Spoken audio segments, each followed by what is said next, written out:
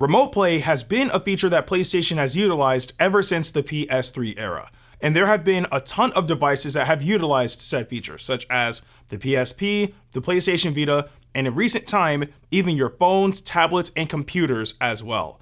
But now, PlayStation has released a dedicated device specifically for remote play, and that's none other than the PlayStation Portal. So today, we're gonna unbox it and try it out. And here we have the PlayStation Portal.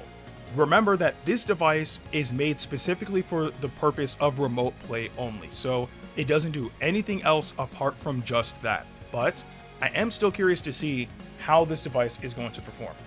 But apart from that though, this device retails for $200. However, I was lucky enough to actually get this darn near for free just because I had a lot of gift cards saved up, so I was able to utilize that and get this for free. Anyway, as soon as we're able to open the box, here we go. I can move this to the side. Okay, so we are greeted with this. So it shows remote player in a gray box. We're able to slide that open, and then we can put this part to the side as well. And now we get to the main part of the box. We open this up. Okay, so in here, it seems as if there's a cable. I'm assuming it's a USB-C cable. It's the only thing that really makes sense.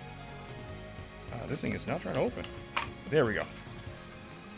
So inside the box, you do get a USB-C cable. It's USB-C to USB-C as well. So I'm pretty sure this is probably to accommodate the new PS5 that just came out, the PS5 Slim.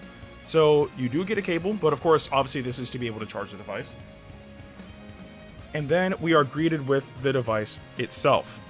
Also, I realized that I do have a screen protector in a case for this because it is still a portable device of sorts. So you can never be too safe while trying to keep this thing protected. All right, putting that to the side. Here it is. So let's get it outside of this and see how it's like. Okay, so this is it right here. This is the PlayStation Portal, and I've seen a few reviews about this device and like, you know, how it feels and whatnot, and in truth, it's definitely much lighter than I thought it would be. I thought that, you know, splitting a DualSense in half and then just putting a screen in the middle would make it a relatively heavy device, but it's fairly lightweight. Genuinely speaking, I think that this isn't really the type of device that you would get fatigued from holding for too long. But this is the device right here. Now, let's take this off, though I don't want to until I put on the screen protector, but for you guys, it's worth it. All right, so there is that. I'll put that to the side as well. And here it is. This is the PlayStation Portal, PlayStation's new dedicated remote player device. So, yeah. I'm very excited to try this out, but before we do, let's at least do like a few size comparisons. So I'll put this over here, and I have a few other devices I can compare it to. So first up is the Nintendo Switch, of course. And as you can see, there is a vast, well, relatively decent, I was about to say distance, but a relatively decent size difference between these devices. So the Switch is a relatively small device as well. This seems to be a bit bigger, but I don't think it's to a crazy margin to the point where it's like this is a massive device, or at least from this initial impression. We do still have other devices that we can compare it to as well. So putting the Switch to the side, the next device I have is the ROG Ally. Now, the ROG Ally is a bit bigger than the Nintendo Switch, and it seems to be closer in size with the PlayStation Portal as well.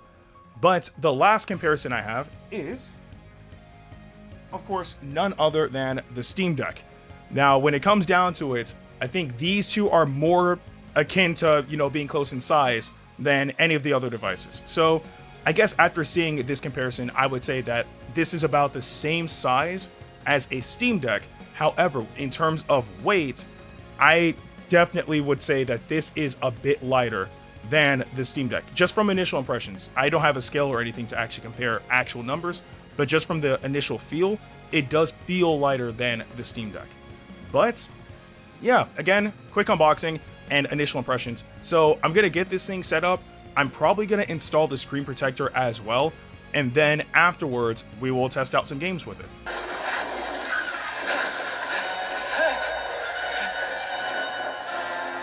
Prepare for some sleight of hand. Sleight of hand.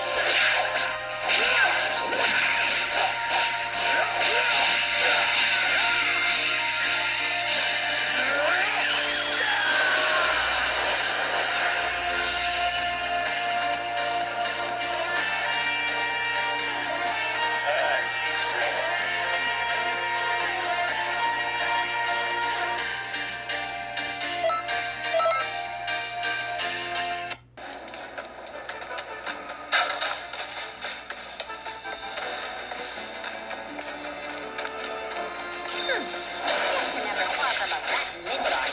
Let's see what you got.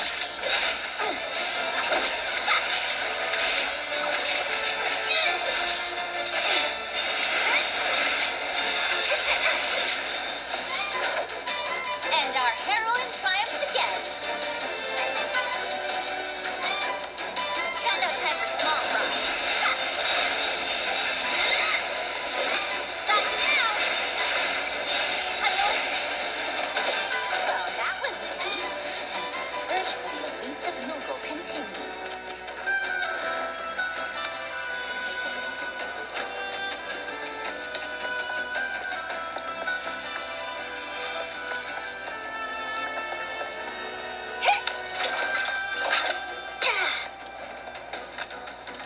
Make way for the amazing Yuki. Get off! Aw, someone need a rest? Take that!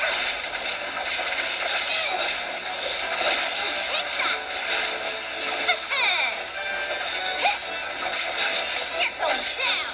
Gotcha! Well, can't fault him for trying. So far, my impressions of the PlayStation Portal are pretty positive. While being connected to my home Wi-Fi connection, I hardly noticed any latency, if any, at all.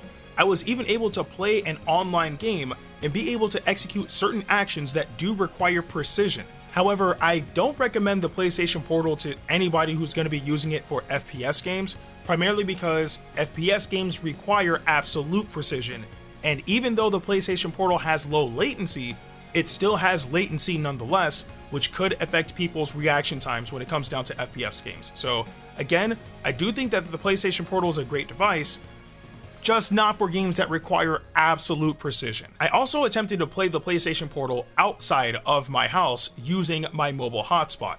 However, for whatever reason, I wasn't able to get my hotspot to connect onto the PlayStation Portal, but I believe that this is more so an issue with my mobile carrier than it is the PlayStation Portal itself, because even though I was unable to connect using my hotspot, I've actually seen online that there are people who were able to connect. Some had good experiences, some had bad experiences, but ultimately they were able to connect using their mobile hotspot. So I don't think that I can really dock points off of the PlayStation Portal for that, because I think for this specific issue, it's more so on my mobile carrier than it is on the PlayStation Portal itself. So now we get to the big question.